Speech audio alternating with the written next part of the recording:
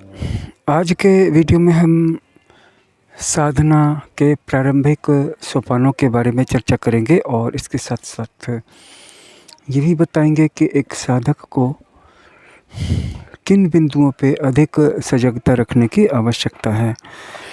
साधना के दौरान कुछ ऐसे बिंदु भी आते हैं जबकि आपके हाथ से आपका अपना मन फिसलने लगता है। कई बार ये चीज़ें प्रलोभन के रूप में आती हैं और कई बार ये चीज़ें जो होती हैं हताशा के रूप में आती हैं, क्योंकि कभी कभी ये समझ में नहीं आता है कि जो मैं कर रहा हूँ ये सब क्या है और इससे क्या होने वाला है, इससे क्या मिलेगा। शायद यह सब बेकार हो रहा है, कोई साधना नहीं चल रही है, बस यही सब चीज़ें हैं। तो निराशा में पड़ जाने के बाद बहुत सारे साधक साधना की प्रक्रिया को जो उनको गुरु से प्राप्त हुई थी छोड़ देते हैं, जिसके बाद फिर वो और भी ज़्यादा अटक जाते हैं, क्योंकि पहले कम से कम कुछ कर तो रहे थे। अब हम सबसे पहले इस प्रश्न को लेंगे कि जिन दो बिंदुओं की हमने चर्चा की है कि बिंदु प्रलोभन वाला आता है और दूसरा बिंदु हताशा वाला आता है। तो हताशा आने पे क्या करना चाहिए? जब हताशा आ जाए तो आपको एक बात याद रखना चाहिए कि जब आप जप कर रहे हैं तो आपके पूर्व जन्मकृत दोष या कर्म, बुरे कर्म तेज़ी से कट रहे हैं। ये बात सही है कि पूरी तरह से ये बात सही है कि कई बार आपको ये पता नहीं होता है कि ये जो हताशा आ रही है, ये जो निराशा आ रही है, ये इस समय ही क्यों बढ़ गई है, इतने दिन में क्यों नहीं, इतने दिन पहले यानी साधना काल के पहले इनका अनुभव मुझे क्यों नहीं हुआ। जैसा कि मैंने अपने कल वाले वीडियो में भी कहा था कि जब कोई साधक मंत्र जप करता है, जप साधना के द्वारा आगे बढ़ता है, तो वो काल की गति को काटता है। काल का काम क्या है? हम सबको मिटा देना। एक बारगी भी मिटा सकता है और धीरे धीरे करके भी मिटा ही रहा है ऑलरेडी। न सिर्फ हमें मिटा रहा है बल्कि हम जो कुछ भी यहाँ पे निर्मित कर रहे हैं उनको भी मिटा रहा है। कोई व्यक्ति बहुत अच्छा मकान बना ले या कोई व्यक्ति बहुत अच्छी मूवी बना ले, लेकिन आखिर इन सब चीज़ों को कब तक संजो कर रखा जा सकता है? ज़्यादा दिनों तक तो संजो कर रखा जा नहीं सकता है। एक दिन ऐसा आएगा जब लोग आपके बनाए हुए मकान में रह नहीं पाएंगे, मकान गिर जाएगा। ऐसे भी मकान हैं जो 1000 साल तक सर्वाइव कर सकते हैं या 500 साल से बहुत सारे ऐसे मकान हैं जो सर्वाइव कर रहे हैं, लेकिन रिस्टोरेशन की आवश्यकता उनको भी हुई है। जो कुछ भी हो, कोई मकान फॉरएवर सर्वाइव नहीं कर सकता और आप कितना भी खूबसूरत मकान बना लें उससे आखिर होगा क्या? आपके जीवन काल में आप रहिएगा, आपके बच्चे रहेंगे, आपके पोते रहेंगे। इसके बाद यूजुअली लोगों को नया मकान बनाना ही पड़ता है या नया मकान खरीदना ही पड़ता है या किराए के मकान पे रहना ही पड़ता है। इसी तरह से कुछ लोग ऐसे भी हैं दुनिया में जो कोई बुक लिखते हैं या कोई मूवी बनाते हैं, तो फिर नई मूवी आ जाएगी, आप उसके डायरेक्टर हो या कोरियोग्राफर हो या खुद एक्टर हो, इससे क्या फ़र्क पड़ता है? फिर नए एक्टर आ जाएंगे, नई एक्ट्रेस आ जाएगी। ऐसा नहीं कि पुरानी मूवीज़ नहीं चलेगी, चलती भी रहेगी, नए लोग भी आते जाएंगे, लेकिन आखिर इस सब से होगा क्या? फिर टेक्नोलॉजी और युग में बहुत तेज़ी से बदलाव आएगा और ये बदलाव इतना तेज़ होगा कि एक समय में हमारी सारी पुरानी चीज़ें जो हैं बिल्कुल व्यर्थ हो जाएंगी, उनको संजो कर रखने की भी कोई ज़रूरत नहीं रहेगी। लोगों के पास सुपर एआई आ जाएगा, एडवांस अल्ट्रा एआई आ जाएगा। लोग खुद अपने घर में बैठे बैठे ही नई नई मूवीज़ क्रिएट करेंगे, उसमें वो खुद अपना एक एआई अवतार बनाएंगे। आजकल यही हो भी रहा है। लेकिन जब एडवांस हो जाएगी टेक्नोलॉजी तो जो भी वो स्क्रिप्ट लिखेंगे वो तेज़ी से डायलॉग में आ जाएगा, मनचाही आवाज़ में, और लोग अपनी ही बनाई फिल्में देख देख करके खुश होंगे। आप कितनी भी अच्छी चीज़ें बना लो या कितना भी बड़े बड़े काम कर लो, काल का एकमात्र मकसद इन सारी चीज़ों को मिटाना दिखता है। जैसा कि योग वासिष्ठ में भगवान श्री रामचंद्र जी ने कहा कि वो कमज़ोर राजाओं को मजबूत बनाता है और फिर मजबूत राजाओं को कमज़ोर बनाता है, मिटा देता है। बड़े बड़े साम्राज्य धूल में मिल जाते हैं, फिर उन पे नए साम्राज्य खड़े होते हैं। आखिरकार ये सारी चीज़ अगर आप कर भी लेंगे तो काल से तो नहीं जीत सकेंगे। मान लीजिए आपने बहुत अच्छे अच्छे काम कर भी लिए, बड़े बड़े काम किए, महान महान काम किए, पूरी दुनिया को ही जीत लिया, या पूरी दुनिया में पॉपुलर हो गई, या पूरी दुनिया की आधे से अधिक संपदा को आपने अपने अधिकार में ले लिया, लेकिन आखिर इससे होगा क्या? इसलिए केवल मंत्र जप करने वाला साधक ही अपने अंदरूनी अस्तित्व को, बाहरी काया को तो आप भी नहीं बचा पाएंगे, लेकिन इस काया के अंदर में जो काया है, सूक्ष्म शरीर है, कारण शरीर है, उसको आप थोड़ी सी मोहलत और दे देंगे, यानी कि कुछ 100 या कुछ 1000 साल की आयु उसकी और हो जाएगी। नहीं तो फिर काल सूक्ष्म शरीर को भी मिटा देगा। काल किसी को भी नहीं छोड़ता है, काल इंद्र आदि देवताओं को भी नहीं छोड़ता है। ऐसा कहा जाता है कि ब्रह्मा विष्णु महेश सब का रूप जो होता है अंत में परम ब्रह्म में विलीन हो जाता है, भले ही कितना भी लंबा समय लगे। लेकिन अगर ये बात सच न भी हो, और ब्रह्मा जी के बारे में तो पता है कि जब उनकी 100 साल की आयु पूरी हो जाती है तो उनका युग पूरा हो जाता है और वो भगवान विष्णु में लीन हो जाते हैं। ऐसा माना जाता है कि भगवान विष्णु भी अपनी आयु पूरी करने के बाद भगवान शिव में लीन हो जाते हैं। भगवान शिव जी भी किसी न किसी में लीन होते ही होंगे, या अपने ही स्वरूप में अंतर्लीन हो जाते होंगे, उनका अंतर्भाव हो जाता होगा, तिरुभाव हो जाता होगा, कौन जानता है। रहस्य इतने सारे हैं कि ऐसा कई बार पाया गया है कि खुद ब्रह्मा विष्णु और महेश को भी सारे रहस्य नहीं मालूम हैं। अगर सारे रहस्य मालूम होते तो फिर वो खुद रहस्य बन जाते, फिर हम उनके बारे में नहीं जान पाते। अगर भगवान शिव को सारे रहस्य मालूम हो जाएं, भगवान विष्णु को सारे रहस्य मालूम हो जाएं, तो फिर उनको तपस्या करने की और ध्यान करने की क्या ज़रूरत थी, उनको सदाचरण करने की क्या ज़रूरत थी, उनको कुछ भी नहीं करना था। फिर भी वो आग्रह के साथ क्यों साधना, ध्यान और समाधि में लीन रहते हैं। ये बातें तो फिर भी बहुत आगे की हो गई। ये जो इंद्रादि देवता हैं ये भी शाश्वत नहीं है। जब इनका पुण्य बल समाप्त होता है तो फिर कोई नया पुण्यात्मा इंद्र बन जाता है। इसमें तो किसी को कोई शक नहीं है। ब्रह्मा जी के बारे में तो किसी को कोई शक नहीं है कि ब्रह्मा जी अपनी आयु के 100 साल पूरे करते हैं, भले ही उनके 100 सालों में हमारे कितने इन्फिनिट युग पार हो जाएं। हमारी तो कोई गणना ही नहीं, हमारी तो कोई औकात ही नहीं है।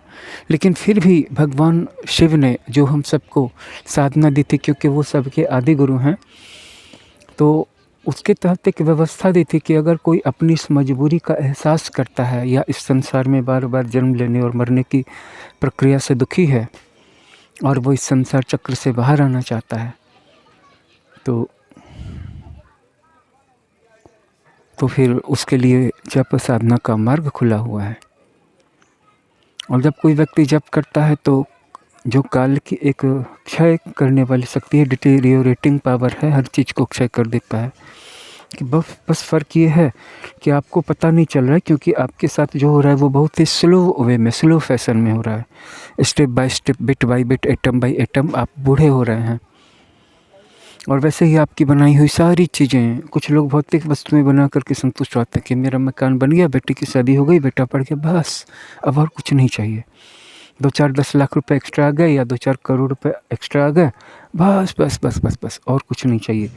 थोड़ी सी समाज में प्रतिष्ठा हो गई, थोड़ा सा अगल बगल वालों ने नाम ले लिया, किसने तो अपने बेटे की शादी में इतना खर्च कर दिया, इसने तो अपने घर में इतने करोड़ रुपए खर्च कर दिए, इसके घर जैसा किसी का घर नहीं, इसके कार, बस बस बस बस घर हो गया, कार हो गया, बेटे सेटल हो गए।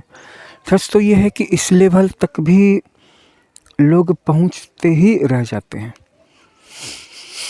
एक कहानी मैंने सुनी थी कि एक एक लड़की कहीं स्वर्ग में गई थी, स्वर्ग में कुछ देर के लिए जाने का मौका लगा था। तो स्वर्ग की जो फेरी थी उससे उसने पूछा था कि यहाँ क्या क्या मिला। बोले यहाँ तमाम तरह के रसीले फल हैं, तमाम तरह के फ्रूट्स हैं, इनको खाओगे, ऐसा टेस्ट कहीं नहीं मिला होगा तुमको। ऐसे ऐसे फ्लावर्स हैं जिनको कि तुम सूंघोगे, ऐसी सुगंध तुमको कभी धरा पे मिली नहीं होगी।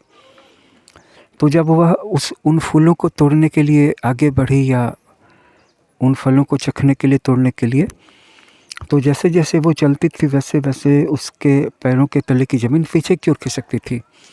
फिर वह उनको तोड़ने के लिए तेज़ी से दौड़ने लगी, उसके पैरों के नीचे ज़मीन उतनी ही तेज़ी से पीछे दौड़ने लगी, वह कभी भी पहुंच नहीं पाई। तो वह दुखी हो गई और चिल्ला करके उसने पूछा कि यह तुम्हारा कैसा स्वर्ग है, यहाँ पे तो हम किसी चीज़ को तोड़ ही नहीं सकते, दौड़ते ही रहते लेकिन प्राप्त नहीं कर सकते, ये तुम्हारी कैसी दुनिया है।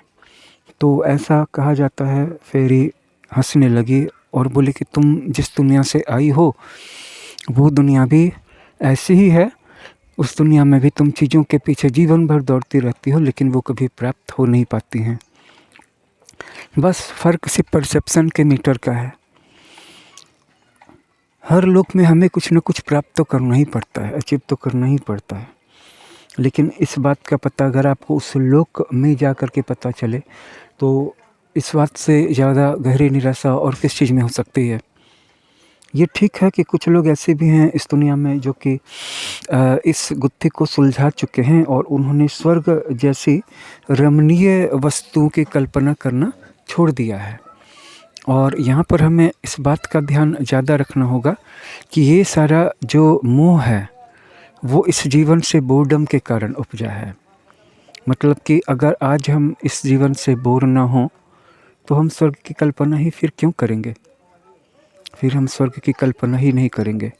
स्वर्ग जैसी वस्तु की, स्वर्ग जैसी जगह की या स्वर्ग के सुखों की आवश्यकता ही हमें महसूस नहीं होगी। इस जीवन में कुछ कमियां हैं, कुछ सीमाएं हैं, तो मनुष्य थोड़ा ऊपर उठ करके देखता है और कोई बात नहीं है। स्वर्ग से नीचे भूवर लोक है और स्वर्ग से ऊपर में महर लोक है। महर लोक में जाने के बाद बड़े बड़े लंबे लंबे खूबसूरत वन, बाग, बगीचे, खेत जिनकी सुंदरता की कोई सीमा नहीं है, जो मनुष्य के चित्त को सहज आकर्षित कर लेते हैं, उनकी दुनिया शुरू हो जाती है। लेकिन उन दुनियाओं के बारे में कौन उत्सुक होगा? वही उत्सुक होगा जिसको इस दुनिया में सीमाओं का एहसास है। लेकिन क्या उस दुनिया में जाते ही उस दुनिया से संबंधित सारी चीज़ों को मनुष्य लपक करके प्राप्त कर सकता है या लपक करके तोड़ सकता है, या वहाँ पर भी उसको कुछ काम करना पड़ता होगा? अभी इसके बारे में हम पूरी तरह से बिल्कुल नहीं जानते हैं। एक धारणा है, जैसे कि वैदिक काल से ही एक धारणा है कि हम देवताओं को आहुति देंगे या सोमरस प्रदान करेंगे, उनके लिए वैदिक मंत्रोच्चार करके उनकी पूजा करेंगे पूरी विधि विधान से, यज्ञ, आहुति, हवन, षोडश उपचार, 64 उपचार या पंचोपचार जो भी करेंगे तो हमें स्वर्ग मिलेगा। वे देवता हमें स्वर्ग में आने देंगे। और वो स्वर्ग कैसा है इसका अनुभव हमें मरने के बाद ही हो, ये ज़रूरी है? मरने के पहले भी हो सकता है। और उसको अनुभव करने का तरीका ध्यान है। जब आप ध्यान करते हो तो आपका अनुभव इतना सूक्ष्म हो जाएगा, अनुभव करने की शक्ति इतनी प्रखर हो जाएगी, इतनी वाइड हो जाएगी, मतलब कॉन्शियसनेस वाइड हो जाएगी, डेप्थ आ जाएगी, जिसमें आप हर एक चीज़ को, जिस चीज़ पर भी अपने माइंड को फोकस करोगे उससे संबंधित चीज़ों को परसीव कर पाओगे। यहाँ पर से भी स्वर्ग लोक देखा और अनुभव किया जा सकता है, लेकिन उसकी समय सीमा ज़्यादा लंबी नहीं होगी। क्योंकि अगर यहाँ पर बैठे बैठे स्वर्ग का अनुभव हो गया तो आपको लगता है कि कोई मर कर के स्वर्ग जाना चाहेगा या कोई इस दुनिया को छोड़ना चाहेगा? क्योंकि इस दुनिया में हमें बहुत दुख होगा, लेकिन यहाँ पर बैठे बैठे स्वर्ग का आनंद हर समय लेते रहेंगे। सीमा बंधी हुई है, और सीमा बंधने का एक कारण भी है कि आपकी बहुत सारी ऊर्जा या बहुत सारा ध्यान, बहुत सारी श्रद्धा और बहुत सारा सत्व आपके अंदर में कुछ है, सत्व है, चाहे आप उसे प्राण कह लो, चाहे आप उसे रई कह लो, चाहे उसे आप आत्मा कह लो, चाहे उसे सांस कह लो। आपके अंदर में कोई ऐसी वर्थ है जिस वर्थ को कंसंट्रेट करके लगाने के बाद कहीं कहीं पे स्वर्ग के एक क्षण अनुभव हो सकता भी है और नहीं भी हो सकता, और हो भी सकता है तो मतलब कोई गारंटी नहीं है कि वो होता ही रहेगा। तो बात आ जाती है कि हर एक व्यक्ति को अब यहाँ पे संदेह छोड़ करके श्रद्धा के मार्ग का अवलंबन लेना होगा। क्यों? क्योंकि आप वहाँ पे कुतर्क करके स्वर्ग को हासिल नहीं कर सकते हो। आप जीवन भर कुतर्क करते रहो तो कुतर्क करने वाली योनियों में आपका जन्म होगा, क्योंकि सिर्फ स्वर्ग का ही अस्तित्व नहीं है, नरक का भी अस्तित्व है। आप शक करते रहो तो शक करने वाले लोगों की दुनिया में आपका जन्म होगा। आप संदेह करते रहो, घृणा करते रहो, नफरत करते रहो, सृष्टि को कोई दिक्कत नहीं है। आप करोड़ साल तक, अरब साल तक वेट करो, सृष्टि को कोई जल्दीबाजी नहीं है। यहाँ तो जल्दीबाजी हमको और आपको करनी है कि हम यहाँ से कैसे निकलें, कितनी जल्दी निकलें, कब निकलें। बस यहीं पे लोग मार खा जाते हैं। वो इस बात को गारंटी ले लेते हैं कि मैंने कुछ पुण्य किए, मैंने कुछ पाप किए, मैंने कुछ यज्ञ किया, मैंने कुछ दान किए, मैंने कुछ आहुतियाँ दी, मैंने कुछ तीर्थ सेवन किया, मतलब जिससे जो बंधवा पड़ा वो मैंने किया, और अब मैं कुछ पाप भी कर लूँ और उन पापों के बदले में मेरे कुछ पुण्य कट जाएंगे। ऐसा नहीं होता है।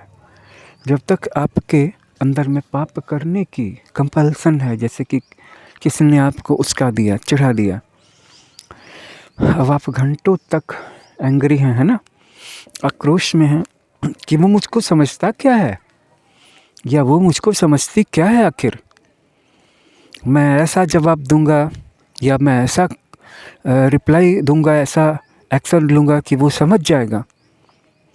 ये भावना जो है आक्रोश की, ये सीधा आप नरक में होते हो, आक्रोश में, या फिर आप ले लो काम वासना में। कितना आसान है ना कि जो चीज़ अपनी नहीं है उसको देख करके ललक जाना। पराई स्त्री अपनी नहीं है। हाँ, हमारे पास जो स्त्री पहले से, हमारी जो अपनी पत्नी पहले, उसमें हमें कोई आकर्षण नहीं, क्योंकि हमने उसे इनसाइड आउट एकदम चेक कर लिया है, उसका सारा रस निकाल लिया है। अब उसमें हमें कोई अट्रैक्शन नहीं है। बहुत ज़्यादा फिजिकल कंपल्सन होगी तो हम उसके साथ सोएंगे, और नहीं तो फिर हमारे अंतर में। और उसी पत्नी से, मान लीजिए कि किसी ने लव मैरिज किया, लव मैरिज करने के पहले जो उसके अंदर में जो एक आतुरता थी, आग्रह था, लोभ था कि इस लड़की को अपने जीवन से जाने नहीं देना है, क्या वही शादी के साल, 2 साल, 5 साल बाद बाकी रहता है, 10 साल बाद बाकी रहता है, 20 साल बाद बाकी रहता है? बहुत सारे लोग ऐसे दुनिया में जिनकी शादी के 20 साल पूरे हो चुके हैं, लेकिन 20 साल पूरे होने के बाद अपनी पत्नी में बिल्कुल भी रस नहीं है, लेकिन दूसरे की पत्नी में 1 सेकंड में रस जाग जाता है। लेकिन जब रस जाग जाता है तो आपके अंदर में जो अंधकार की शक्तियाँ हैं वो आपकी चेतना पे अधिकार कर लेती हैं और आप सीधा नरक में होते हो। ऐसा नहीं कि आप नरक में जाओगे, नरक में जाओगे ये तो पक्का है, नरक में जाओगे ये तो पक्का है, लेकिन आप नरक में होते हो ये बात तय है। और इस नरक से निकलने के लिए हमें क्या करना चाहिए? साधना करनी चाहिए। और क्या करना चाहिए? अगर कोई व्यक्ति सिर्फ सदाचार का आश्रय लेगा तो भी वो सही रास्ते पर है। बहुत सारे लोग कहते हैं कि हमें साधना करने से क्या, हम बस बुरी न बने, हमारी आँखों में वासना के लाल डोरी न हो, हमारे दिल में पैसे के प्रति लालच की भावना न हो, और हम बदले की भावना में जलते न रहें। काफ़ी है। बहुत सही कहा आपने। लेकिन आज आप कुछ और हैं, है ना? कल कुछ और थे और कल कुछ और हो जाने वाले हैं। क्या अच्छे लोग बुरे नहीं हो जाते हैं? गुरु के द्वारा दीक्षा प्राप्त करके साधना के मार्ग पे दिन रात अग्रसर होने वालों की बात ही कुछ और है, उनकी परिस्थिति ही कुछ और है। उनकी सिचुएशन ये है कि उनके चारों तरफ एक बाड़ा बांध दिया जाता है, आँखों में एक पट्टी बांध दी जाती है। मतलब ज़्यादा जहाँ पे गिरने का डर है, एक सदाचारी व्यक्ति है, सदाचारी से सदाचारी व्यक्ति है, लेकिन पराई स्त्री को देख लेता है, और वो पराई स्त्री भी कुछ बात की खुशी कि कोई पर पुरुष मुझे देखे, स्त्रियों को तो दिखाने का चाव होता है और पुरुषों को देखने का चाव होता है। तो वहाँ पे भी गुरु उसकी रक्षा करते हैं, वो उसके सामने वैसी परिस्थितियाँ कम से कम आने देते हैं।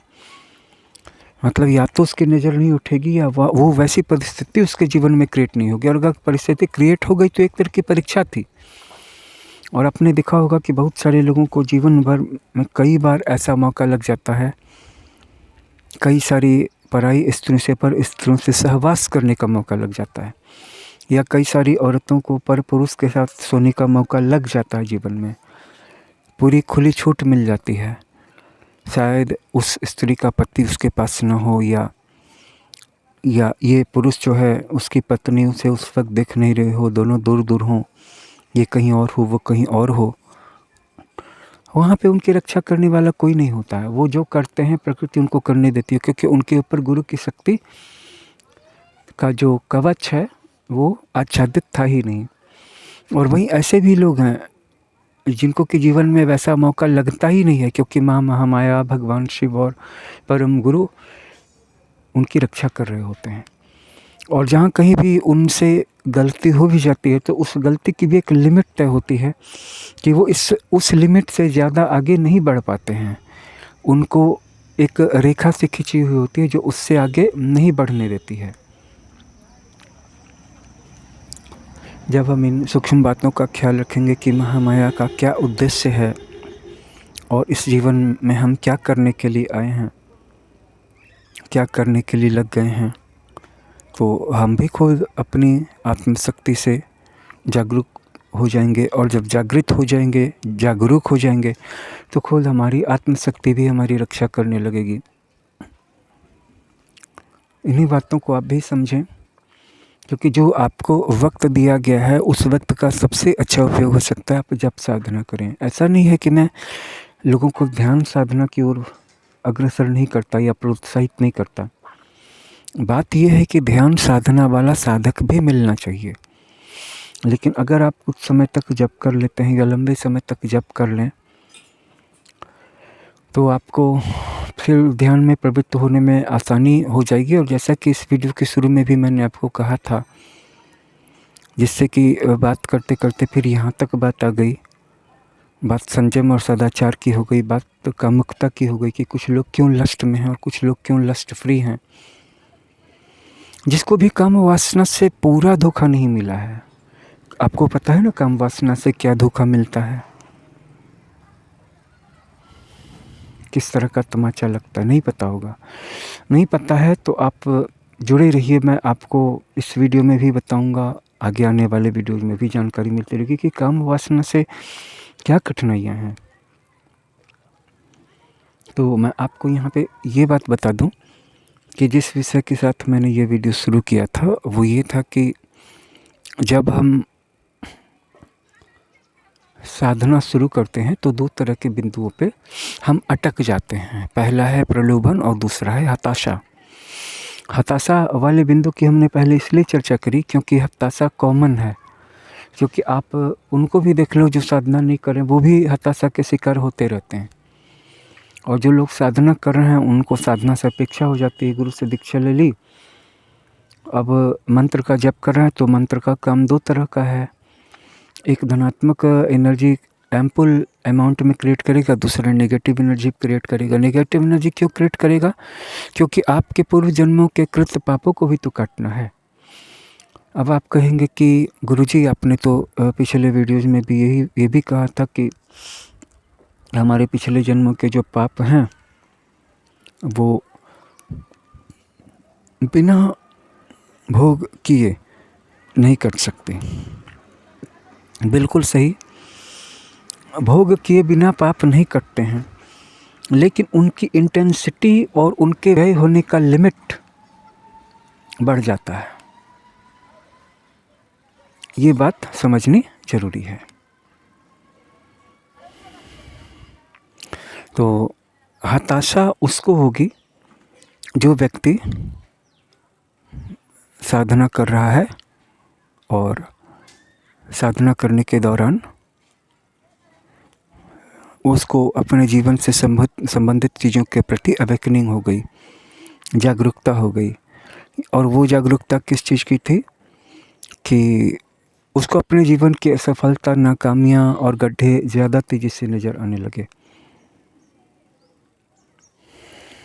बस यही बात है कि हम अपने जीवन में जो सच्चाइयाँ पहले से थी, नाकामी दो तरह की, एक है बाह्य परिस्थितियों की, एक बहुत बड़ा वाइड गैप है कि हमें जो कुछ भी इस जीवन में करना चाहिए, जो भी प्राप्त करना है, उसके रास्ते में कितनी बड़ी बड़ी खाइयाँ हैं। और दूसरी नाकामी का पहलू या एरिया वो है कि हम उसको करने के मामले में कितना पीछे हैं। जो करना चाहिए, समस्याओं को दूर करना है, तो हमें जो करना चाहिए उसके मामले में हम कितने पीछे हैं, ये ज़्यादा उजागर हो जाता है। क्योंकि अवेकनिंग होती है, चेतना का स्पेक्ट्रम वाइड हो जाता है। इससे कैसे निकलेंगे? इससे निकलने के लिए साधना को नहीं छोड़ना है। क्योंकि अब आप मंत्र जप की साधना कर रहे हैं, अब आप आगे बढ़ रहे हैं, अब आपकी साधना प्रखर हो रही है। नकारात्मक से मेरा मतलब ये नहीं वो वाली नकारात्मक, निगेटिव, प्योर निगेटिव एनर्जी, जिसकी बहुत ज़्यादा ज़रूरत है हर एक व्यक्ति को। नकारात्मकता नहीं होनी चाहिए, हर चीज़ को नकार देना, अच्छी बातों को नकार देना, हर एक व्यक्ति को ना कर देना, हर एक संभावना को, हर एक खुशी को, हर एक व्यक्ति को नो कर देना, वो नकारात्मकता अलग है, वो निराशा से उपजती है। और ये निगेटिविटी जब बढ़ जाती है तो एक दूसरे लेवल की निराशा का अनुभव होता है। क्योंकि अब आपके सामने आपकी नाकामियाँ ज़्यादा स्पष्ट हैं। अब आप सो नहीं सकते हो क्योंकि मंत्र जप कर रहे हो। मंत्र जप करने वाला सो नहीं सकता है, क्योंकि उसके अंदर में जो वाइब्रेशन आ गई है वो उसके मन के अंदर तक, अंतर्मन की गहराइयों तक प्रविष्ट हो गई है, बैठ गई है, व्यवस्थ हो गई है, और ज़्यादा होते ही चली जा रही है। तो वो कैसे सो सकता है? और उसके पूर्व जन्मकृत पाप भी कट रहे हैं। फल तो फिर भी भोगना ही पड़ेगा, लेकिन उनकी तीक्ष्णता और ड्यूरेबिलिटी जो है, ड्यूरेशन कम होते चले जाएगा। एक समय ऐसा आएगा जब व्यक्ति 1 साल में ही इतना दुख भोग लेगा जितना कि अदरवाइज पूरे जन्म भर भोगता, या 10 साल तक में भोगता, या 10 जन्मों में भोगता, कौन जानता है। और सकारात्मक शक्तियाँ यानी पॉजिटिव एनर्जी भी बढ़ेगी, पॉजिटिव वाइब्रेशन भी बढ़ेंगे।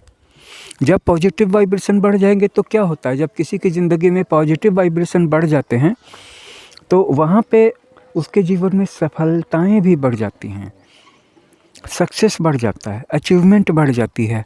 जैसे किसी को धन प्राप्त हो गया, किसी को नौकरी लग गई, किसी की बीमारी दूर हो गई, किसी को संतान रत्न की प्राप्ति हो गई, किसी को आकस्मिक धन प्राप्त हो गया, किसी को ज़मीन मिल गई, किसी का मकान बन गया, किसी को नौकरी लग गई। इस तरह की सैकड़ों, हजारों, लाखों चीज़ें पॉजिटिव स्पेक्ट्रम में घटित हो गई, पॉजिटिव डायमेंशन में। मंत्र जप करने से ये भी होता है। तो negative energy, pure negative energy की भी ज़रूरत है, प्योर पॉजिटिव एनर्जी की भी ज़रूरत है। ये दोनों बढ़ने लगते हैं। जब हताशा आ जाए, मंत्र का जप छोड़ने का नहीं है।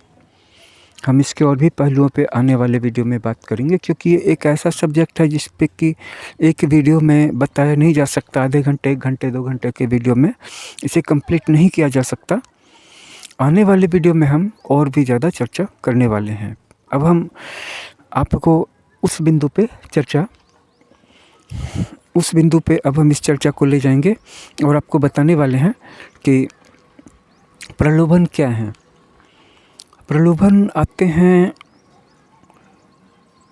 जैसे कि साधना के टाइम में अचानक आपको बहुत ज़्यादा भूख लग जाएगी। आपका मन करेगा कि मैं जब से पहले ही भोजन कर लूं, कुछ खा लूं, थोड़ा सा कुछ खा लिया, फिर रेगुलर भोजन भी कर लिया। जब से पहले नमक, लहसुन, प्याज इत्यादि वाले भोजन नहीं करने का है। मीठा भोजन भी नहीं कीजिए। बहुत अधिक तीव्र आवश्यकता है तो कहीं कहीं किसी साधन में कहीं पे लोग मीठी चीज़ें खा लेते हैं, जैसे फ्रूट खा लेते हैं, लेकिन फिर भी उनकी सलाह हम नहीं देंगे। इसके लिए सबसे आवश्यक ये है कि आप जप के काम को सुबह ही पूरा कर लें। सुबह स्नान कर लें और सबसे पहले आप जप पूरा कर लें। इसके बाद दिन भर में कोई भी काम करें। इससे एक तो ये होगा कि जब आप अन्य सारे काम करेंगे, श्रम करेंगे, तो भूख तेज लगेगी ही। और अगर आप पूजा जप, उपासना, साधना, ध्यान, भजन करने से पहले ही सारे काम करेंगे और तब स्नान करने जाएंगे तो आपको भूख पहले लग जाएगी, तो उस वक्त भूख को रोकना बहुत मुश्किल होगा। एक प्रलोभन होता है। और दूसरा प्रलोभन ये आता है कि उसी वक्त आपको कोई लाभ का काम मिल जाएगा, छोटा मोटा लाभ का काम या बड़ा लाभ का काम, कहीं से कुछ रुपए आने वाले होंगे या कहीं से कुछ काम आ जाएगा जिसमें कि धन का लाभ होगा, आमदनी होगी। तो आपको लगेगा कि पूजा पाठ का काम अभी छोड़ दें या कल कर लें या शाम को कर लें। सुबह की पूजा शाम को करने से निगेटिविटी बढ़ती है, ये बात आपको ध्यान में रखनी चाहिए। दूसरी बात ये है कि निगेटिविटी बढ़ ही जाएगी तो आप क्या करोगे फिर। और प्रलोभन काम वासना का भी आता है, निश्चित रूप से आता है। जब आप ऊपर उठने लगोगे, साधना करते करते, जप करते करते, आप जिस सब प्लेन में हो, जैसे मान लो कि हम लोग भूलोक में हैं, इस भूलोक के भी 10 सब प्लेन हैं, यानी 10 उपलोक हैं। इस दुनिया में एक से एक लोग रहते हैं, चपरासी लेकर के प्राइम मिनिस्टर तक, है ना। चपरासी से लेकर के प्राइम मिनिस्टर तक एक ही देश में रहते हैं और ये दोनों मनुष्य ही होते हैं। 2 हाथ वाले, 2 पैर वाले, 2 आँखों वाले, 2 कानों वाले, नाक और मुँह वाले, मस्तिष्क होता है। अंतर क्या है? अंतर ये है कि उस व्यक्ति ने विकास की सारी जो सीमाएं हैं, तय सीमाएं पार कर ली हैं और इस जीवन में रह करके, इस भूलोक में रह करके भी किसी के पास ज़्यादा फ्रीडम है, ज़्यादा ब्लिसफुलनेस है ना, ज़्यादा पीस है। और कोई व्यक्ति निरंतर भगाया जा रहा है, सर्कमस्टेंसेस के द्वारा ड्रिवन है, निरंतर पुश हो रहा है, हर व्यक्ति से धक्का खा रहा है, सड़क पे भटक रहा है। वो भी इसी दुनिया के किसी प्लेन में होगा और उसका जो कोरिलेशन है नीचे के या ऊपर के किसी न किसी वर्ल्ड से होना चाहिए। तर्क तो यही कहता है। और देखिए, ऊपर की जो दुनिया है वहाँ की बात तो फिर भी हम छोड़ ही दें, क्योंकि पहले हम इसी दुनिया को सुखी नहीं बना पाए हैं, पहले हम इसी दुनिया को हैप्पी नहीं बना पाए हैं। तो ऊपर की दुनिया में हम कैसे पहुँचेंगे और उसके लिए हमारे पास क्या ही पात्रता है। पहले हम इस दुनिया को सुखी बनाने की बात करें और ऊपर की दुनिया की बात करने से उससे कनेक्टिविटी मिल ही जाएगी, इसकी कोई गारंटी है क्या? इसके लिए सही साधना हमारे पास नहीं है। हम तो पहले इसी दुनिया में ठीक से सेटल नहीं हैं, एस्टेब्लिश्ड नहीं हैं, भटक रहे हैं, धक्का खा रहे हैं। बाहर के लोग हमें पुश कर रहे हैं, बाहर के लोग हमें ड्राइव कर रहे हैं, पुश कर रहे हैं, धक्का दे रहे हैं। कोई हम लालच दे करके हमारी भावनाओं के साथ खेल रहा है, कोई स्त्री हमें लालच दे करके हमारी काम वासना के साथ खेल कर रही है। या अगर आप स्त्री हो, लड़की हो, कोई पुरुष या कोई मर्द आपको लालच दे करके आपकी काम भावना के साथ, पवित्र काम भावना के साथ खिलवाड़ करने की कोशिश कर रहा है। मतलब कोई आपके साथ बुरा बर्ताव कर रहा है और कोई मीठा बर्ताव करके आपको धोखा दे रहा है, आपकी एनर्जी लेना चाह रहा है। कोई डायरेक्टली आपके पैसों के साथ स्कैम करना चाह रहा है और उसमें भी जो बची खुची कसर है वो आपके अंदर की काम, क्रोध, लोभ और सारी वासनाएं आपको अशांत रखे हुए हैं। इस दुनिया की ही साधना कहाँ से हो पा रही है? इस दुनिया के ही जो 10 लेवल्स हैं, सब लेवल्स हैं, उनको आपने कहाँ क्रॉस किया है? अगर आप इस दुनिया के 10 सब लेवल्स को क्रॉस कर लेंगे, क्योंकि इसका आपके पास एक अधिकार है, क्योंकि अभी आप मनुष्य शरीर में हो। इस दुनिया के 10 सब लेवल्स को पार करो, लेकिन ये खुद से हो नहीं पाएगा जब तक गुरु की संरक्षण वाली शक्ति और गुरु की अनुज्ञा नहीं होगी। यहाँ पे भी गुरु किसी को चुनते हैं।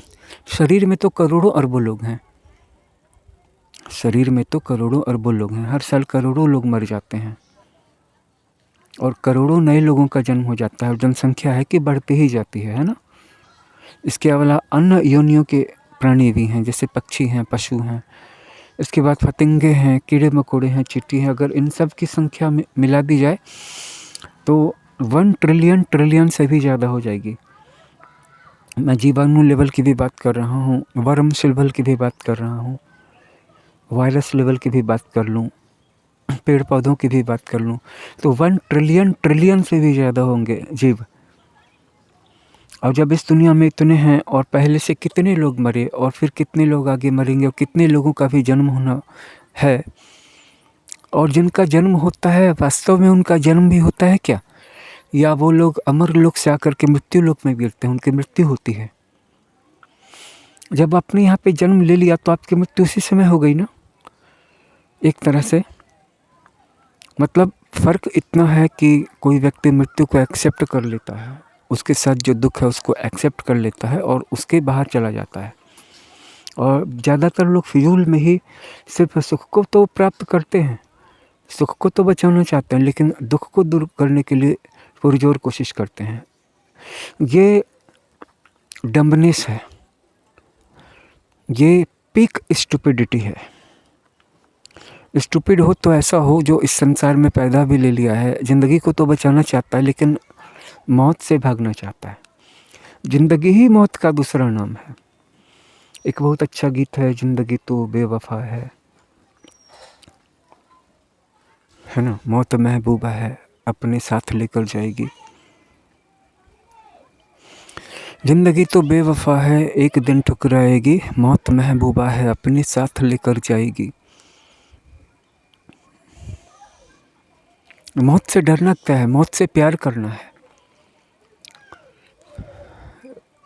अरे जो होनी है, जो कि हो ही जाना है, उसे तो एक्सेप्ट करके ही हम उसके पार जा सकते हैं, और उसका प्रतिरोध करके तो उससे पार जाने का कोई रास्ता अभी तक मिला नहीं है। और अगर प्रतिरोध करके जाना है तो फिर जीवन को भी छोड़ दो। मतलब इस दुनिया के अंदर में तुम हो, जीना छोड़ दो, मृत्यु भी छूट जाएगी। लेकिन जब तक जीते रहोगे मृत्यु ज़्यादा सताएगी, मृत्यु का डर ज़्यादा सताएगा। तुम्हारे पास जो चीज़ें हैं उनको बचाने का आग्रह रहेगा। जीवन और इस मृत्यु के फ़र्क को समझ लो, क्योंकि ये जो फ़र्क है, इस फ़र्क को अगर तुमने नहीं समझा तो मौत सिर्फ रुलाएगी और वजह ज़िंदगी होगी। एक गीत है, वजह तुम हो, एक मुलाकात है, तू मेरे साथ है ना। जीने की वजह तुम हो, लेकिन जो चीज़ जीने की वजह है वही तो मरने की भी वजह है। और जिसको जीना नहीं चाहिए ज़िंदगी की, संसार की कोई भी चीज़, जिसने सब कुछ को ठुकरा दिया है, संन्यास को एक्सेप्ट कर लिया है, ऐसे व्यक्ति को न तो जीवन डरा सकता है और न ही मौत डरा सकती है। तो जो लोग परलोक में हैं, जिनका जन्म होना है, उनको फिर से ज़िंदगी में लौट कर के आना है, या ये सिर्फ एक भ्रम है? क्योंकि है तो ये मृत्यु लोक ही, मिट्टी का ही पुतला है, या फिर कह लो कि मोम का पुतला है। जरा सी धूप नहीं सह सकता है, मिट्टी का पुतला है, जरा सी बारिश नहीं सह सकता है। इसको लेकर के खुशी मनाने का कारण क्या हो सकता है? कोई सबब बताओ, कोई वजह बताओ, कोई कारण बताओ, कोई रीज़न है? किसी के यहाँ संतान रत्न का जन्म होता है तो लोग खुशी मनाते हैं, लेकिन ये भी कोई खुशी की वजह है, या ये बैड न्यूज़ है? इस संसार में किसी प्राणी को तुमने खींच करके लाया, कहने को तो तुम माँ बाप हो, लेकिन तुम उसे ले करके कहाँ आए हो? इस पर तुमने कभी गौर किया है? लेकिन नहीं, तुम्हें बुढ़ापे के लिए एक सहारा चाहिए, इसलिए तुम किसी निर्दोष प्राणी को इस मरने और जन्म लेने वाले संसार में खींच करके बुला करके ले आए हो। ये भी कोई खुशी की वजह है? लोग पार्टी देते हैं, लोग खुशी मनाते हैं। इसलिए भगवान बुद्ध को ये सारी बातें वर्तमान में नज़र आई। लेकिन बात क्या है कि सारे लोग क्यों नहीं जाग जाते हैं? सारे लोग क्यों नहीं जाग जाते हैं? क्योंकि माया उनको इस गड्ढे में बार बार गिरा रही है, निकाल रही है, गिरा रही है, निकाल रही है, गिरा रही है, निकाल रही है। और गड्ढे में वो कीचड़ में सने हुए हैं, और उसी छोटे से गड्ढे में उछल कूद करके, खदबद करके वो अपने आप को बहुत पराक्रमी भी समझ रहे हैं। दुनिया में ऐसे भी लोग हैं जो एक कीचड़ वाले गड्ढे में, या एक मेढक की तरह एक छोटे से कुएं में, गड्ढे में खदर बदर कर रहे हैं, वो उछल कूद कर रहे हैं, और उसी को वो समझ रहे हैं कि ऐसा करके वो बहुत पराक्रमी हो गए हैं। जस्ट लाइक ये 3 फुट का एक छोटा सा बच्चा है, 2 फुट के गड्ढे में तैर रहा है और बहुत पानी छिट रहा है, बहुत पानी इधर उधर फेंक रहा है, और कह रहा है कि मैं बहुत पराक्रमी हूँ, मैंने बहुत बहादुरी का काम किया है। हम सब की दशा यही है। कठिन काम हम कर नहीं सकते। कठिन काम को करने के लिए हमें कुछ सीखने की ज़रूरत होती है और मन को एकाग्र भी करना पड़ता है एक ही लक्ष्य में, वो हम नहीं कर सकते हैं। लेकिन इस संसार में जो पर्क है, यानी डोपामाइन इंटरेस्ट है, वहाँ पे हम समय दे रहे हैं और उसी को हम क्या कहते हैं, ज़िंदगी है मेरी, बहुत अच्छी ज़िंदगी है। और जो लोग परलोक की दुनिया में हैं, वो अगर यहाँ पे आ जाते हैं और यहाँ आकर के दुख उठाते हैं और फिर मृत्यु को भी प्राप्त होते हैं, तो उनके पास फिर जाता क्या है उनके साथ? परलोक से इस लोक में आने की दो ही वजह हो सकती हैं। पहली वजह ये हो सकती है कि उनको कुछ ज्ञान प्राप्त करना है, कुछ लेसन्स प्राप्त करना है उनकी आत्मा को। और दूसरी वजह ये हो सकती है कि उनको अपने पूर्व जन्मकृत कर्मों के फल का भोग भी बाकी रह गया है। किसी से कर्ज लिया था, वो कर्ज वापस करना है। और ये एक लेसन लेना है कि अब हम किसी से कुछ ले ना, और ले तो तुरंत दे दें, उससे ज़्यादा ही दे दें।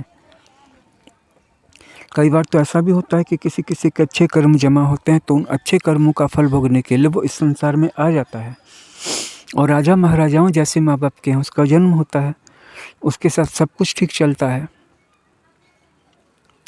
और उसको उन सारी चीज़ों को परस्यू करने में, नॉलेज को परस्यू करने में या स्पिरिचुअलिटी को परस्यू करने में या फिर वेल्थ से संबंधित गोल्स को भी अचीव करने में आसानी होती है, सहूलियत होती है। लेकिन कठिनाई का भी लेवल चलता रहता है, क्योंकि जब आप इस दुनिया में आ गए हो तो कठिनाई का लेवल आपका पीछा छोड़ देगा, ऐसा हरगिज होने वाला नहीं है। लेकिन आखिरी बात यही है, आखिरी बात क्या है कि जिसको पता है कि जन्म लेना ही मर जाना है, गीता में भी भगवान ने श्री कृष्ण ने कहा, जातस्य हि ध्रुवोर मृत्युर्मृतम ध्रुवम जन्म मृतस्य च, जातस्य हि ध्रुवोर मृत्युम ध्रुवम जन्म मृतस्य च तस्माद् अपरिहार्य अर्थे न तुम सोचितुमर्हसि। अरे जिन लोगों का कर्म का बंधन समाप्त नहीं हुआ है, वासनाएं और इच्छाएं अभी भी बनी हुई हैं, ऐसे लोगों की मृत्यु भी हो गई तो फिर से उनका पुनर्जन्म तो ध्रुव है। और जन्म लेने वाले की मृत्यु अपरिहार्य है, चाहे वो कोई भी हो। अमर बहुत मुट्ठी भर लोग हो पाए हैं, जैसे अश्वत्थामा अमर हैं, हनुमान जी अमर हैं, 2-4-10 लोग ही अमर हैं, मुट्ठी भर लोग अमर हैं, ज़्यादा से ज़्यादा 12 लोग अमर हैं। बाबा महावतार के बारे में ऐसा कहा जाता है, श्यामाचरण लाहिड़ी जी के गुरु, हम सब के आदि गुरु बाबा महावतार, ऐसा माना जाता है कि वो अमर हैं। लेकिन अगर सारे सिद्धों और सारे अमर लोगों का लिस्ट निकाला जाए तो सवाल ये उठता है कि कौन निकालेगा? किसी एक अमर गुरु की सहायता ले लेनी है और उसकी सहायता लेने के बाद साधना करनी है, ताकि वो परम गुरु महागुरु अपने सूक्ष्म शरीर से, अपने डिवाइन बॉडी से, है ना, अपने higher molecular, higher astral body से, हायर कारण शरीर से, कॉजल बॉडी से आपकी साधना में देखरेख कर सके और वासनाओं से तथा कठिन परिस्थितियों से आपकी रक्षा कर सके। और कुछ परीक्षाएं आपकी भी होंगी, सब कुछ गुरु नहीं ठीक कर देंगे, सब कुछ आपके भगवान नहीं ठीक कर देंगे, कुछ अपने हाथ में भी रखना पड़ेगा, नहीं तो आपकी इनर स्ट्रेंथ नहीं आएगी, आपका एक्सपीरियंस नहीं बढ़ेगा, तो आप जिस विजडम को लेने के लिए इस दुनिया में आए थे वो नहीं मिलेगी। सोल को भी यहाँ पे आने का एक बहुत बड़ा कारण है, क्योंकि सोल भली भांति जानती है कि उसके कितने जन्म होंगे, कितनी मृत्यु होगी, जीवन कैसा गुजरेगा। कुछ पार्ट तो उसको पता है और कुछ पार्ट ऐसा है जो उसको रिवील नहीं हुआ, उसको जानने की क्यूरियोसिटी है, कुछ जानने की उत्सुकता के कारण हम यहाँ पे जन्म लेते हैं, कुछ भोगने की उत्सुकता होती है, भोगने की, एक्सपीरियंस करने की उत्सुकता होती है। एक बार की बात है, मैं बैठा हुआ था तो बड़ी मम्मी ने कहा कि मुझे ट्रेन पे बैठना बहुत अच्छा लगता है, तो मैंने भी कहा कि चलो वाराणसी चलते हैं। तो हाँ ठीक है, ट्रेन का रिजर्वेशन करवा लीजिए। ट्रेन में बैठना उसको बहुत अच्छा लगता है, खिड़की के पास बैठना, ट्रेन गुजर रही है, और मुझे अच्छे अच्छे मंदिरों के, पुराने पुराने मंदिरों के दर्शन करना अच्छा लगता है। मैं वहाँ पर जो एनर्जी है उसका अनुभव करना चाहता हूँ, और पूजा करना हम दोनों को अच्छा लगता है। बच्चे भी खुश थे। तो इस कंडीशन में ये जो एक एक्सपीरियंस करने की भावना है कि मैं ट्रेन में बैठूँ। एक तो जर्नी के बारे में कहा जाता है कि जर्नी जो है सारी प्रॉब्लम्स को सॉल्व कर देती है। आप कहीं पे जर्नी करने जाओ, ट्रैवल करो, तो आपको अब तक का जो अपना जो भी जो रट वाली लाइफ, जो मेस वाली लाइफ, आप सेम रिपीटेटिव पैटर्न वाली लाइफ जी रहे थे डेली लाइफ, उससे मुक्ति मिल जाती है और ज़िंदगी की सारी प्रॉब्लम समझ में आने लगती हैं, उनका सॉल्यूशन निकलने लगता है। और ये भी कि आप बंधे हुए नहीं हो, अपनी आज़ादी का भी एहसास देता है ट्रैवल करना, और एक एक क्षण को आप मज़े के साथ, मौज मस्ती के साथ जी सकते हो। तो बचपन में मुझे भी ट्रेन में बैठना बहुत अच्छा लगता था। बचपन में मुझे भी ये जो एक्सपीरियंस है ये हमारा मन करना चाहता है। ये जो एक्सपीरियंस है ये हमारा मन क्यों करना चाहता है? क्योंकि हम यहाँ पे जी रहे हैं, एक ज़िंदगी जी रहे हैं, और इस ज़िंदगी के पीछे एक और ज़िंदगी छिपी हुई है जिसका अनुभव उच्च प्राण ऊर्जा, यानी उच्च प्राण ऊर्जा के विभव के स्पंदनों के जागने पर होता है। और वो तब जाग जाते हैं जब हम एक्सरसाइज करते हैं, या जब हम वॉकिंग करते हैं, जब हम नेचर में समय बिताते हैं, या जब हम जर्नी करते हैं, या जब किसी उच्च ऊर्जावान पुरुष से मुलाकात करते हैं, किसी सद्गुरु से मिलते हैं, तो उनका ऊंचा स्पंदन, ऊंचा वाइब्रेशन हमें फील होने लगता है। और जिनके पास वो है एनर्जी, वो एम्पल अमाउंट में है, नेचर के पास एम्पल अमाउंट में है, सद्गुरु के पास एम्पल अमाउंट में है। जर्नी करते हो, आपके शरीर के एटम्स तेज़ी से गति करते हैं, बस में जाओ, कार में जाओ, ट्रेन में जाओ, प्लेन में जाओ, आप चार्ज हो जाते हो। क्यों? क्योंकि आपके एटम्स का आकाश तत्वों से घर्षण होता है।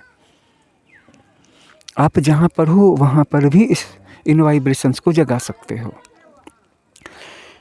तो बड़ी मम्मी को बहुत अच्छा लगता है कहीं पे जाना, घूमना, एक्सपीरियंस। बचपन में मुझे भी ट्रेन में बैठना बहुत अच्छा लगता था कि मैं ट्रेन की जर्नी उतनी ज़्यादा क्यों नहीं कर पा रहा हूँ। बहुत इच्छा होती थी मैं और ज़्यादा क्यों नहीं कर पा रहा हूँ, और मैं मौका खोजता था और खिड़की के पास बैठने की कोशिश करता था। प्लेन में भी मैं गया, मैंने खिड़की के पास, विंडो के पास सेटिंग नहीं की थी, लेकिन मुझे विंडो के पास ही सीट मिल गई थी। और किंगफिशर की प्लेन थी या किसकी प्लेन थी, जिसकी भी प्लेन थी अभी मुझे याद नहीं है। मैंने एक वीडियो बनाया था खिड़की से, तो नीचे जो मैंने देखा, जो मुझे महसूस हुआ, रोमांचित करने वाला था, क्योंकि नीचे जो धरती थी, धरती के मकान वगैरह बहुत छोटे छोटे दिख रहे थे। बहुत अच्छा लगा ट्रेन की जर्नी करना।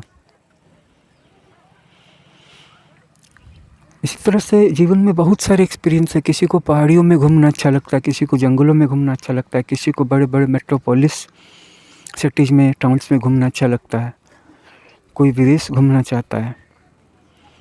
तो ये जो एडवेंचर है या ये जो प्लेजर है, इसको हमारा मन एक्सपीरियंस करना चाहता है, लेकिन हमारा मन सीमाओं में बंधा हुआ है, क्योंकि उसको ना आगे का पता है ना पीछे का पता है। आभास है लेकिन पता नहीं है। उसको ये पता नहीं है कि उसको ये एक्सपीरियंस पाने के लिए कितनी बार मृत्यु जैसे कष्ट से गुजरना पड़ा, पुनर्जन्म के कष्ट से भी। और इन सारे कष्टों से होकर के वो गुजरा, फिर से जीवन में आया, तब उसको मिला भी तो क्या मिला? ट्रेन में बैठने का सुख, किसी बहुत बड़े शहर में घूमने का सुख, पहाड़ों पे चढ़ने का सुख, जंगलों में घूमने का सुख, ट्रेन के पास खिड़की में बैठने का सुख, या प्लेन के पास खिड़की में बैठ के बादलों को, या नीचे की धरती को, शहरों को, गाँवों को, नदियों को, समंदर को देखने का सुख। बस इतने के लिए उसे कितनी बार मरना पड़ा, पुनर्जन्म लेना पड़ा, और इस जीवन में भी तकलीफ़ों से होकर के भी गुजरना पड़ा। बहुत सारे लोग कहते हैं कि ठीक है चलेगा, थोड़ा सा सुख भी उठाएंगे, दुख भी उठाएंगे। अरे जब सुख उठा रहे हैं तो थोड़ा सा दुख भी उठाएंगे। लेकिन ये बात आप उस वक्त कहो जिस वक्त आपके साथ सबसे ज़्यादा दुख है। खैर ये बात तो फिर भी उनके मन के डिसीजन की नहीं, ये बात तो आत्मा के निर्णय की है कि जो आत्मा यहाँ पर जन्म लेने के लिए आना चाहती है, जो आत्मा यहाँ पे आना चाहती है, क्या उसको वो सारी चीज़ें एक्सेप्ट होती हैं? क्योंकि जहाँ तक मैं जानता हूँ जिसकी भी मृत्यु हो गई है उसका मन उसके सूक्ष्म शरीर में अंतर्भूत हो जाता है, मतलब लीन हो जाता है। मन आपके पास नहीं होता है, सिर्फ एक साक्षी चेतना होती है, यानी आप विशुद्ध चेतना के रूप में होते हो। और तब तक जब तक कि आप प्रेत योनि से बाहर नहीं आ जाओ, क्योंकि प्रेत योनि में भी मन का एक भाग आपके साथ रहता है। ज़बरदस्ती आप ग्रह वर्ल्ड में अटके रहते हो, क्योंकि आप इस दुनिया से भी छोटे नहीं हो। शरीर मर गया, पुत्र मोह से नहीं छूटे हो, या आपका कोई इश्यू था, कोई लगाव था, कोई लस्ट था, कोई अधूरा काम था, या बच्चों से मोह था, पत्नी से मोह था, परिवार से मोह था, आप अभी भी वहाँ पे सूक्ष्म शरीर में हो। जब पूरी तरह से मोह से छूट जाओगे तो आपका जो ये प्रेत शरीर है वो वहाँ पे उसी क्षण गिर जाएगा, और अब आप चले जाओगे सूक्ष्म शरीर में, एस्ट्रल बॉडी में। एस्ट्रल बॉडी में जाने के बाद अब आप वहाँ पे कितने साल तक रहोगे या फिर पुनर्जन्म लोगे, लेकिन इस बीच में आपके पास आपका जो मन है वो नहीं रहता, बल्कि एक डिवाइन, एक साक्षी भाव रहता है। यानी ऐसा कहा जा सकता है कि आप अपनी आत्मा के ज़्यादा करीब हो उस प्रेत शरीर की तुलना में, या इस मनुष्य शरीर की तुलना में।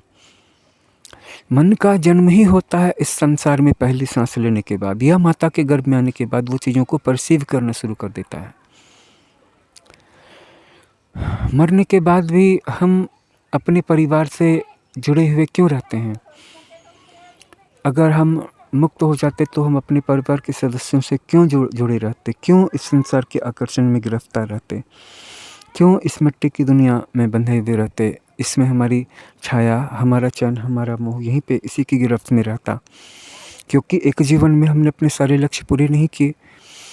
और जैसे ही हम पूरा करना चाहते भी हैं साधना में, तो प्रलोभन आ जाते हैं।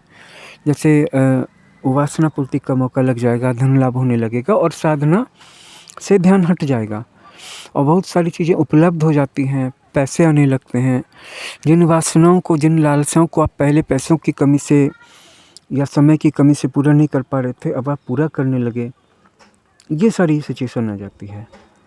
इसीलिए मैं कहूँगा कि प्रलोभन से बचना ज़रूरी है, कि जब आप साधना के जगत में आ गए हैं, साधना की प्रक्रिया में आ गए हैं, अब कम से कम प्रलोभन के फेर में न फंसे। स्थिति सुधरेगी, धन का लाभ हो जाएगा, आपके पास सुंदरी स्त्रियां आ जाएंगी। ऋषि मुनियों के पास भी अप्सराएं भेज दी गई थी, आ गई थी, क्योंकि जब कोई ऊपर उठने लगता है तो इस संसार की जो अंधकारमयी शक्तियाँ हैं, अविद्या की शक्तियाँ, शाश्वत शक्तियाँ हैं वे, क्योंकि वे भी माता के ही रूप हैं, वो इतनी जल्दी नहीं चाहती हैं कि ये बंदा यहाँ से मुक्त हो जाए, ऊपर की दुनिया के लेवल में पहुँच जाए, क्योंकि अभी आपको बांध करके काम करवाना था।